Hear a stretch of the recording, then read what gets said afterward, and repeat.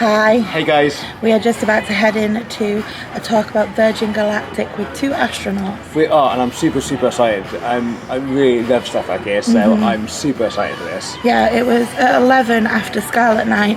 We're not sure what to expect, but hopefully it'll be good. Well, apparently it's going to go into like where they're going to go next and what they've done. So yeah, it sounds amazing. So head in. Yeah, we're going to film it and put the footage in now. So we hope you enjoy it. Absolutely. Right now, so we're very grateful that you came to listen to us talk about space instead. So just a quick summary of my background. I am a lifelong aeroplane nerd, never really considered doing anything else with my life, and so I went and got an aerospace engineering degree and then started out as a helicopter flight test engineer in the UK. After that I joined the flight operations team at Virgin Atlantic, coolest airline in the sky, am I right? And, amazing company to work for, amazing culture. Thanks in large part to a guy you may know named Steve Ridgway, who I think is somewhere here. He was at the helm back then. Steve's talking in a few hours, which I'm pretty excited about as well. So I had a great 5 years there, knew that it would be very difficult to leave, but then when I got the opportunity to head to the desert and help to build the world's first commercial space line and still be a part of the Virgin family, that was just a dream come true for me. So I arrived at Virgin Galactic in 2015, spent the next 7 years or so working on the Spaceship Unity's flight test program, and a good chunk of that was in mission control, where I ended up as the lead flight director. For the last couple of years I've been working as an astronaut instructor, training our customers to fly in the cabin, and I've also been lucky enough to fly to space 3 times. All of those missions flown by this superhero on stage with me here. And we'll tell you much more about that in the next 30 minutes or so. Such, over to you. All right, thanks, Colin. My name is Mike Masucci, call sign Such. I got my start as same way as every other test pilot we have for Virgin Galactic, and that was for the military. For me, it was with the United States Air Force. I started as an instructor pilot in the supersonic T-38 jet here. And then I moved on to operational flying in the high-altitude U-2 reconnaissance aircraft, not a spy plane, reconnaissance aircraft. And then I did a lot of test flying in both the U-2, and then I was a test pilot instructor in the F-16. Very similar backgrounds to all the other pilots at Virgin Galactic as well. And then after I retired from the military, I wanted to get some customer service commercial experience, so I went off to a company called Extrajet. I was a captain for them in the Citation 10. And what's really funny with this picture, that's actually me landing at San Martin. We had a no flap scenario, no flaps on that landing, and we had to divert into San Martin. It's a horrible place to divert into for several days. But combine all of that experience, and in 2013 I moved on to Virgin Galactic. This is a picture of what we call the mated pair, right? You have the mothership, Eve, named after Richard Branson's mom, carrying spaceship Unity up to on a mission. Some folks over the course of the week have been asking some questions, so we're going to interject some answers as we go along. The mothership, you can go back one, thanks. Sorry, the mothership crew sits in that right fuselage. So there's 2 pilots in the mothership in the right fuselage. That's so the commander, the captain, can see the spaceship out his or her left window, and then of course there's 2 pilots in the spaceship in the front, and then we have our 4 seats for our passengers and in the back of that. The engines are Pratt & Whitney Canada engines, about 7,000 pounds of thrust. The whole thing weighs about 70,000 pounds when it takes off, almost like a Brazilian lady, but not quite. That's my office. There you can see me manipulating the hand controller, which is how we control the attitude of the spacecraft when we leave the atmosphere, since there's no air out there to use our control surfaces. We use little air jets, and I'm doing that there. I think that's Kelly Latimer next to me. She's another one of our test pilots. And then Colin is actually right behind me in the scene. This is our 5th spaceflight mission there. But that's a great office to have, and we got some great views, but of course the views in the back are a little better, and we'll get into that in a second. We have a lot of fun. It's hard work. Space is hard, or a lot of people would be doing it already, right? And it's especially hard for a commercial company to do there. But we try and have the best time we can. There's a lot of bonding with crews before a mission, and then definitely after a mission. Okay, So let's take a bit of a rewind and talk about how Virgin Galactic got started in the first place. So back in 1969, a young lad from England was watching the first moon landing on TV and just assumed, took it as a given, that flying to space would become something that him and lots of other people from his generation would eventually get to do. So he waited and waited, and that flight, that future just never materialized. So then something got him thinking outside of the box. Line 3, and it's... Who's that on line 3? Shihan. Off you go. Hello. Hi. Have you ever thought about going into space, Richard? I'd love to go into space, as I think pretty well everybody watching this show would love to go to space. I mean, when you see those magnificent pictures of in space and the incredible views, I think there could be nothing nicer. So if you're building a spacecraft, I'd love to come with you on it. So Richard went down to the registry office and registered the name Virgin Galactic Airways. And then from then, all he had to do was the very small task of actually making it happen, making this a reality. And so in 2004, he teamed up with a guy called Burt Rutan in the Mojave Desert in California. He was building a single-seat spaceship, which was the first private venture ever to go to space. And then it went to space again just 2 weeks later to win the $10 million Ansari X Prize. And then from this point, Richard's vision was to expand and just make it bigger so that it could carry passengers into space too. And that evolution has been happening ever since.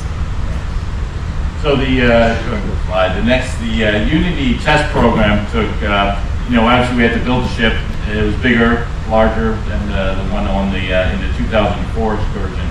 So in about 2016, we started our ground and flight tests on the Unity spacecraft, and the glide program, included high-speed glide, slow-speed glide. We had to verify the feather mechanism that you've seen in the video on the entries.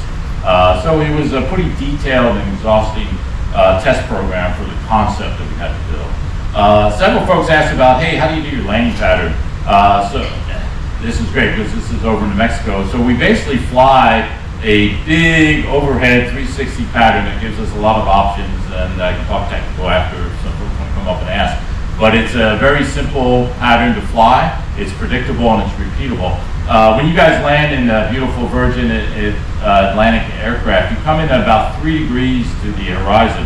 We come in just a little steeper, about 3 times steeper, about 9 degrees to the horizon. So it's a little quicker approach. This is actually gear down, base turn, ready to land. So it's a little steeper than you would see in a normal airliner. And that is a beautiful shot of our spaceport in New Mexico, Spaceport America. Here's a good video of the release from the mothership's point of view. So take a look at the rocket ship. It just went from half the speed of sound. It's going to shoot up right There they go. Go get him, Stick. And that was one of our recent launches, and that's going from half the speed of sound to about Mach 3 in about 60 seconds. So it's pretty impressive. The next video is no sound, I'll talk to. This is Galactic 01. This is our first commercial space flight with the Italians. Colin is right behind me again. Nicola Petula is in my right seat. So you can see the vibration you get. As soon as you get lit, you get about 60,000 pounds of thrust right through the chest to get that acceleration factor. And like I said, there's a little bit of controlling. It is a hand-flown spaceship to space.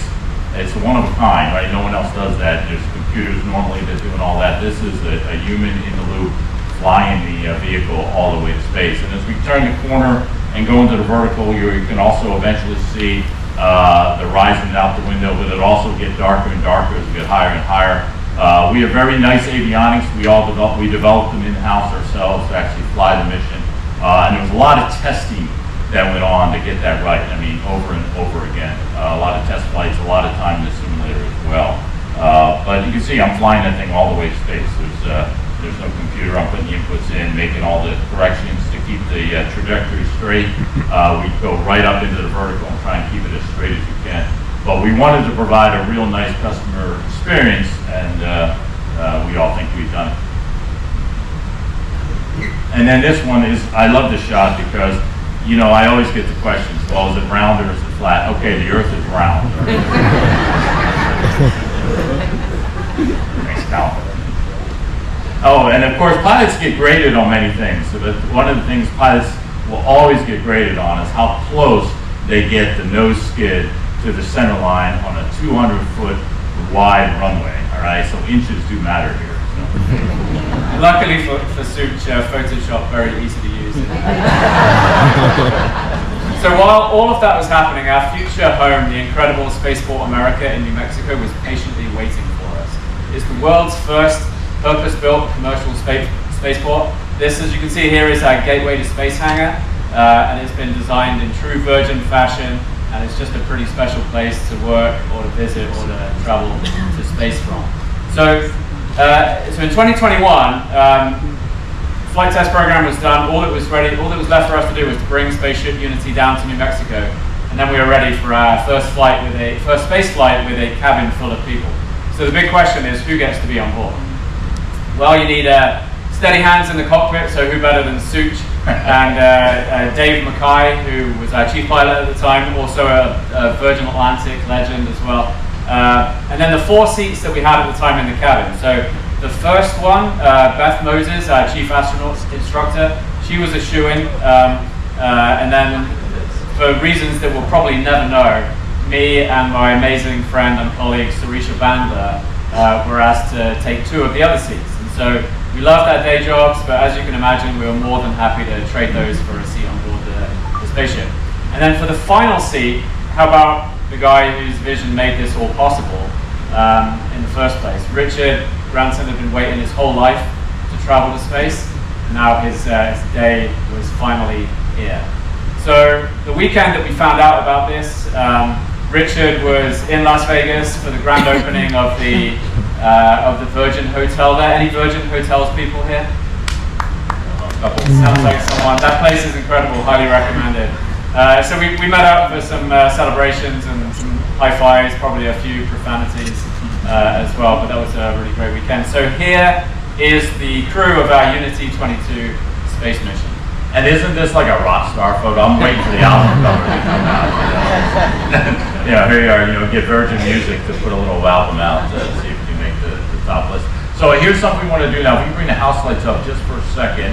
I don't know if you know, but we're presenting, we have groups of astronauts presenting on Valiant Lady and Scarlet Lady. And oh yeah, we got them all beat. This is a great crowd. We're going to do a little selfie here, and we're going to show that Resilient Lady had the best turnout, so we get everybody to make some noise here. The other way, Mike. There you go. All right, everybody, wave your hand. All right. Okay, that's not enough. Let's do a video. Okay, everybody, make some noise.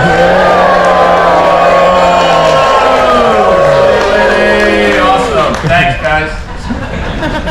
Okay, so we'll talk a bit more about Richard's flight in a bit, but for now, how about we put you, imagine that you are one of our customers in the build-up to your space flight, and just, spoiler alert, since this flight we've done another 8 spaceflight missions, so you're going to see an assortment of photos from each of these flights as we step through what the flight week looks like. So you bought your ticket, the anticipation is building, and then all of a sudden you find yourself arriving at Spaceport America with your crewmates to start your training. So let me, this is one from one of our previous flights. This is the entrance to Spaceport America. So let me show you around a little bit. It's a beautiful morning in New Mexico. Our team drives you to the astronaut entrance, and you make this walk up towards the double doors. That's where we'll meet you, and then we will head over the bridge, and this is where you'll catch your first glimpse of the spaceship and the mothership and the maintenance crews waving at you from the hangar floor below. And then we'll make our way across to the other side, and then eventually we'll pop out in what we call Astra, which is our training area. All right, and what we try and do over the next 3 days is make sure you're physically and mentally prepared for your space flight. We want to make sure we answer all your questions before you get into the spaceship, so you have the most enjoyable experience you can. Here I'm going through the flight profile, so we'll sit down, we'll actually go in detail through the actual flight profile and explain all the segments of it, what you're going to feel, What we're going to be doing as the crew, so you hear those call outs as well, so you're very comfortable with the pacing of the flight.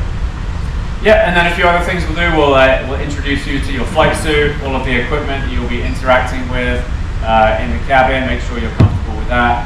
We will show you how to get in and out of the seat, which sounds like a very easy thing to do, and that is when you're on the ground and you've got gravity helping you out. But when you're in space, floating around, and the pilots eventually ruin everyone's fun and say, okay, get back in your seats, it takes a bit more effort. It's not quite as easy, so we'll run through that and practice on the ground so that you know what you're doing when you get there for real. We'll also run through every phase of flight. We do practice simulations in our life-size replica of the cabin, where the crew all kind of come together and bond, and just you'll get a good feel for all the timing of everything that's going to happen in the actual flight. So while we are teaching you some serious stuff, we don't see training as just a box that has to be checked so that you can fly with us. We see it as a core part of the overall journey, and one that you're going to remember for a long time. So we want to make sure that you're having a great time every minute that you're on site with us at Spaceport America. And so a good example of that is what we call the G-awareness flights. Yeah, on the G-awareness flight, what we want to do is give you some exposure to some elevated G-forces and also some light G-forces, right? Both the high end, which you get in the turn, and then the zero G that you get when you're up in space. So we'll take our customers out into one of our two aerobatic aircraft. These aerobatic aircraft are, fully capable, plus or minus 10 G-forces, and we can do a full aerobatic show, but that's not what we use them for with our customers. We just use it for some exposure to the forces, to give them a quick little rundown on, hey, this is what 3 Gs feels like, this is what 3.5 Gs feels like, okay, this is what 0 G feels like.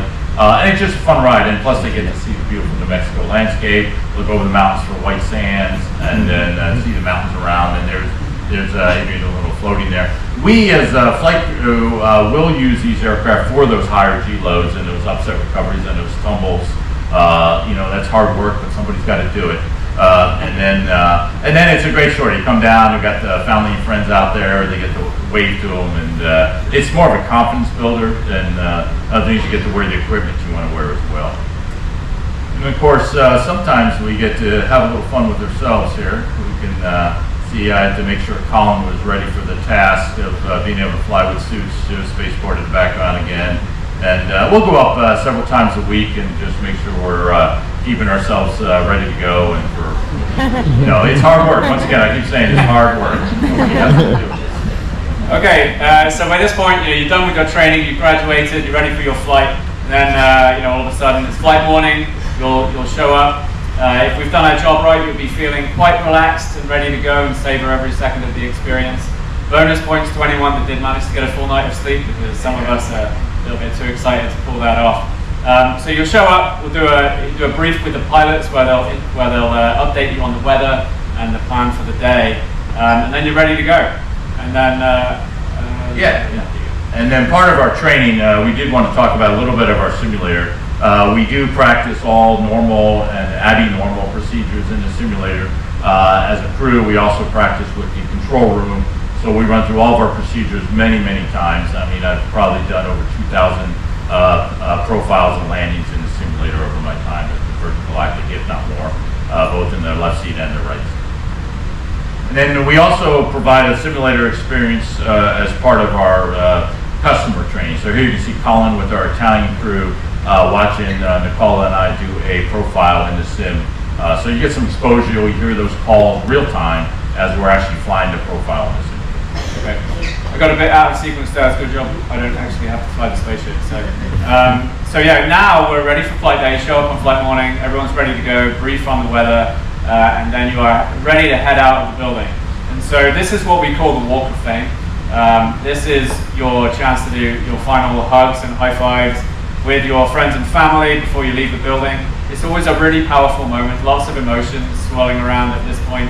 My wife can attest to that. And then it's just a pretty epic way to send you off on the adventure of a lifetime.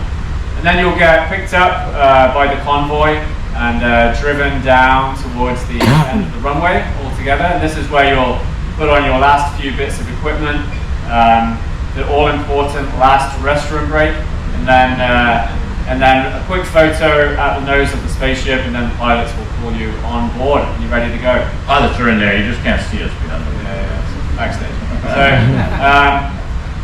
okay, and then so it starts with a smooth takeoff from the runway at Spaceport America, and then a smooth climb up to around an altitude a little bit higher than the commercial airliners fly for release, 45,000 feet. And during that time, you can just be, enjoying the views of the New Mexico landscape, getting in the zone, chatting in the cabin. Just make sure that if you go for a fist bump with one of your crewmates, that you make eye contact first, because what you're about to see, unfortunately for me, was live streamed to the world, and this is me sat behind Richard, and then my friend Sarisha across the aisle.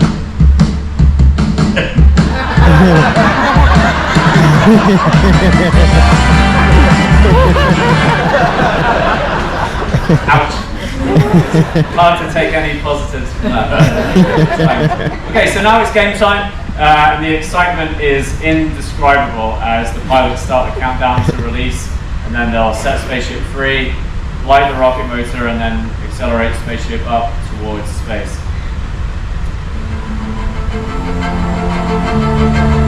5, 3, 2, 1, release. Fire.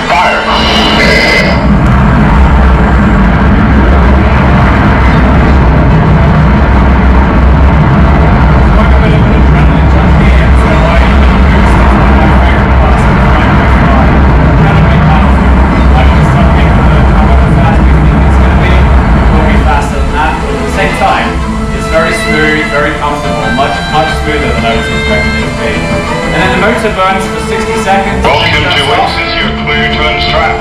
The pilots clear you out of your seats. You're welcome to get out of your seat, start floating around, and the feeling of weightlessness is just absolutely incredible. Honestly, it just feels like you're in a dream.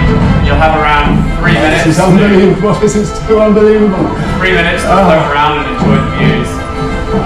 And honestly, it kind of, in a way, going to space is the most unnatural thing that a human can do, but in a strange way it kind of feels like we belong up there, just because moving around feels so effortless and intuitive, and it's just a really magical feeling.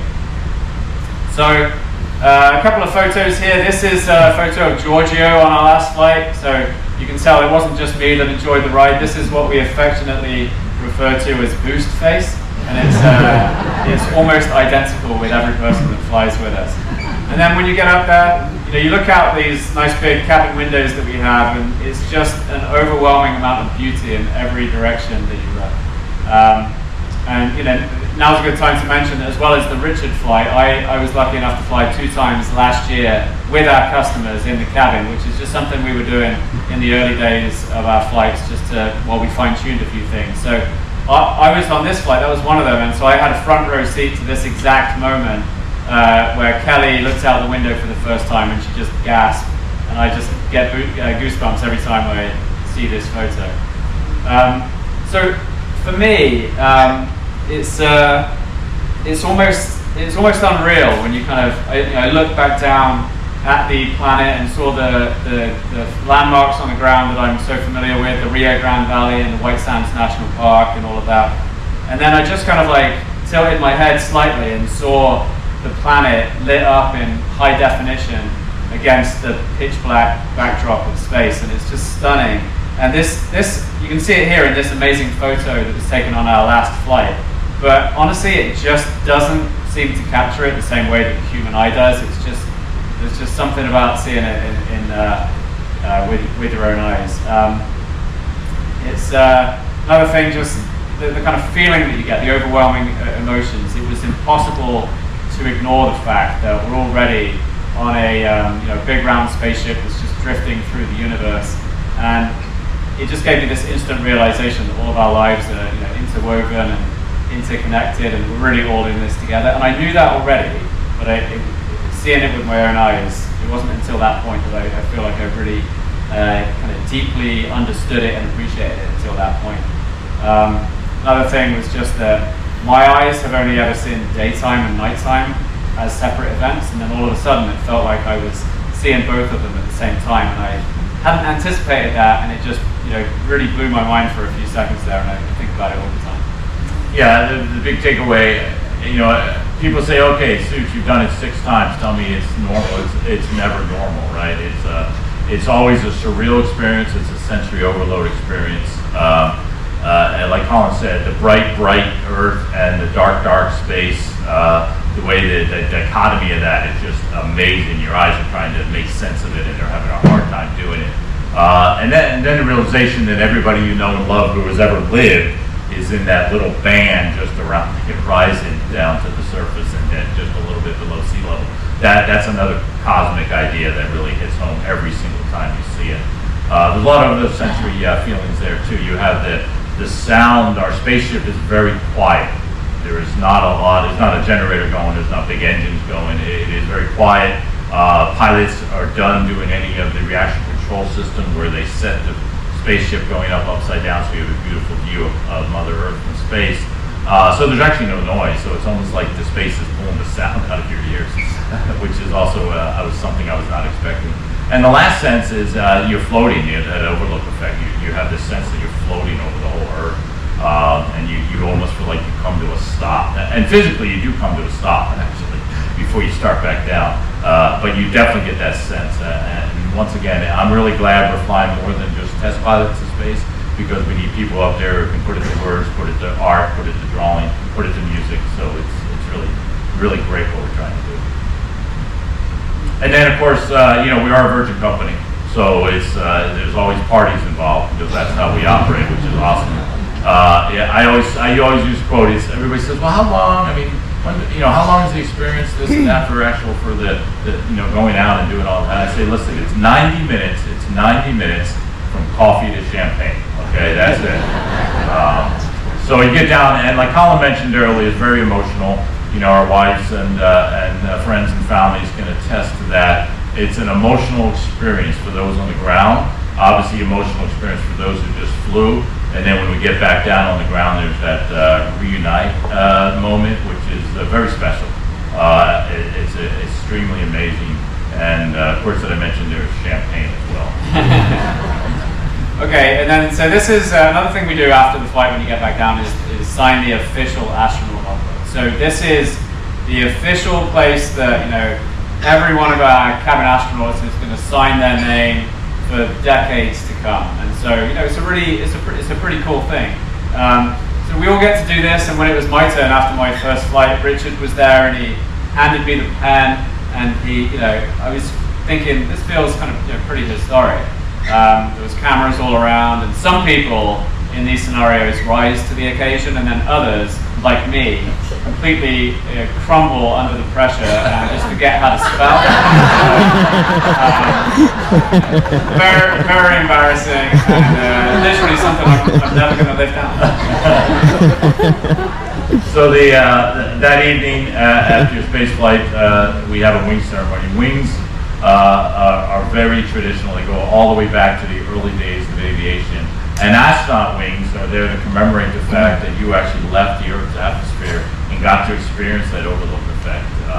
It's really it's a great another party. Once again, did I say it's a Virgin company? So it's a party, and that's been one of the highlights of my career. To be able to, as the commander of a space flight, to award those wings to folks, it's definitely been a highlight of my career. Yeah, and then one of the coolest things we've seen as well with all of our crews is the genuine bond that has been forming between each of these. And a lot of people that we fly, they don't know each other before their flights. They come from different backgrounds, different parts of the world, different cultures, but they're all kind of when you go on an adventure like this and you fly with your crew, you're not going to forget those people that you flew to space with. And so we think these are lifelong friendships in the making, and I know for myself that I'm incredibly grateful for all the amazing people that I've been able to fly with, and I just cherish every opportunity that we get to reunite like this one at Spaceport from a few months ago after our last flight. And it's just all those memories, obviously the view and all the incredible parts of the flight, but it's also the light-hearted stuff, the things from training, the goofs and the bloopers and things like that. So on this day, we actually had to hold Richard back. He wanted to stow away on that last flight and go again. That wait his turn. So this is a very typical slide you'll see that shows all of the astronauts that have flown. It's really a very low number, right? It's about 700 folks who have flown, mostly from government programs. And if you think about the first flight from 1961, that's barely 10 a year. I mean, that is horrible, right? So we need to do better. So what we're trying to do on the next slide, Colin, thanks, is just try and emphasize how rare it is right now. So you're 4 times more likely to have won an Oscar than have gone to space. That's interesting. You're 5 times more likely to have born a quadruplet than to gone to space. And this is the one that really got me when I saw the stat. You're 8 times more likely to have won an Olympic gold medal than have gone to space. So that puts us in a very interesting category of small numbers. And then, of course, at Virgin, we don't think that's a good thing. We want to do that better. So what we've done so far, we have flown 37 astronauts a day, which is, believe it or not, about 5% of the total number of folks that have gone to space. And those astronauts come from all different walks of life, industry backgrounds. We have ages from 18 to 83. So it's a broad spectrum of folks, many different countries we've added as well to our list of astronauts. And then what we have about 700 what I'll call signed up or committed or people, customers in what we call our future astronaut community. These are folks that have committed to be a part of our community. They're from over 60 different countries, which is already bigger than the number of folks countries that have been to space. And these folks, it is not just hey, I buy my ticket and you tell me when to show up and that's my boarding time and that's it. This is a community our customers are part of.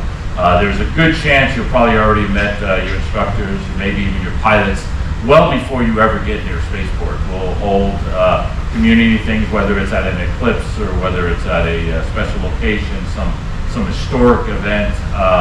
We will have our customers out to spaceport, out to our facilities. They will get to meet our employees, watch them work, watch them build spaceships. And that's what's special about our community. It's not like you're buying a ticket. You're buying a sort of entry into I don't want to say even a club because that's not the right word. It's definitely a community, a special community of folks. Maybe a future astronaut event on a cruise ship or something. Yeah, there we go. Well, during an eclipse maybe. So there's been a lot of firsts in the last few years at Virgin Galactic, and I just want to zoom in on a few of the cool ones. So this was Galactic 1. This was our first space flight with paying customers on board. This was the Italian Air Force. They had 3 Italian researchers on board, and between the 3 of them, they completed 13 scientific experiments while in space in microgravity. So that was just a really amazing achievement for them. And this is really interesting. So I'm in the left seat. Michael Masucci, or Michele Giuseppe Giovanni Masucci, if you want to use my full Italian name. And we got Nicola Pecciole, another Italian, in the right seat. We got Walter, we got Angelo, we got Leo, and then we have Colin Bennett. So we had to do something about that. So we decided Colin for the day was going to be Lino Benetto of Roma. So that was good. And then this was Galactic 2. So on this flight, this was our first private astronaut mission. We had Anna and Keisha on board, so they were the first female astronauts from the Caribbean. They were also the first mother-daughter duo to fly to space, and Anna was actually the youngest person ever to fly to space at the time. So that was just amazing. On that same flight was John Goodwin, who is just an incredible guy. He's the first Olympian to go to space. He was diagnosed with Parkinson's disease in 2014. He didn't let that stop him. He was still able to fly with us, and he's just been a real voice of inspiration in his community. So we're very, very lucky to be involved with such a great group of astronauts and future astronauts. We're beyond thrilled to keep helping them achieve their dreams of flying to space, and I'm just very hopeful and confident that I think the more people we fly and the more they share their inspirational stories with the world, it's going to have some kind of collective positive impact on our connection with the planet and with each other. And I sincerely hope that involves some of you in the future. So where are we going? Unity has been a great spaceship for us, but it is a hand-built almost in an artisanal way spacecraft, which means that, you know, after it flies, we need to look at it closely, do lots of inspections, and we can fly it about once a month. So the next step in our development is called the Delta class spacecraft. And what Delta will be able to do is it will be able to fly more routinely, so go out maybe once a week, eventually maybe even more than that. And it'll be more maintainable, be more reliable, and it'll be built like your standard aircraft kind of construction, more of an assembly line, so we can build multiple spaceships. So eventually, with multiple spaceships at a spaceport, you could fly, you know, with each one flying 8 times a month instead of once a month, you could fly hundreds of sorties at a spaceport. And then eventually, you expand to other spaceports with fleets of spaceships as well, and of course, motherships to support that. And that's really how we achieve Richard Branson's vision of Space for All. And also the spacecraft will have 6 customer seats in the back with the 2 pilots up front still. It'll have advances in technology that are available to us now over the last several years. So it allows us to fly more passengers on those flights. And that's really how we start making the vision work, how we make the economics work, right? And that's really important. And she is going to be a beautiful spaceship. We're going to be ready to start testing next year and commercial service for the next fleet of spaceships from Virgin Galactic planned for 2026. Oh yeah, and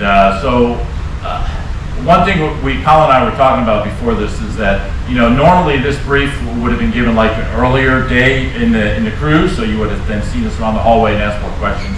But you guys have been great. But because of the Richard schedule, trying to make the celebration cruise work, they moved this here. Once again, we appreciate you guys coming out. You've been great on our other excursions. I know nothing about chocolate, but anybody who was on that excursion, thank you. And Colin had fun on the brew one as well. And then appreciate anybody who came out for the stargazing as well. We do have another video, but before that, we wanted to say thanks. We will be cutting our mics off after the video, and down here, if anybody wants to come up and ask one-on-one questions, we'd be happy to entertain us with that until they kick us out. So thank you very much. Thanks, everyone. Thank you. Thank you.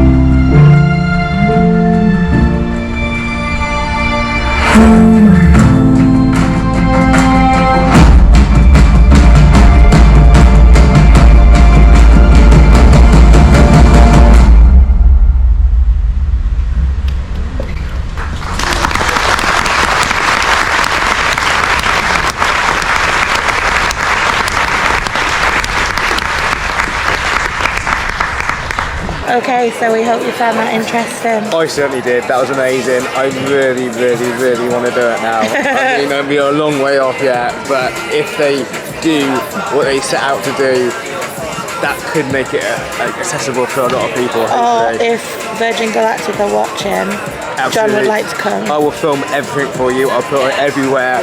Yeah, get me up there. So I hope you liked this. If you did, please don't forget to hit the subscribe, give us a thumbs up, hit the notification, and we'll see you in the next one. Absolutely. Thanks for watching, guys. Take care. Bye.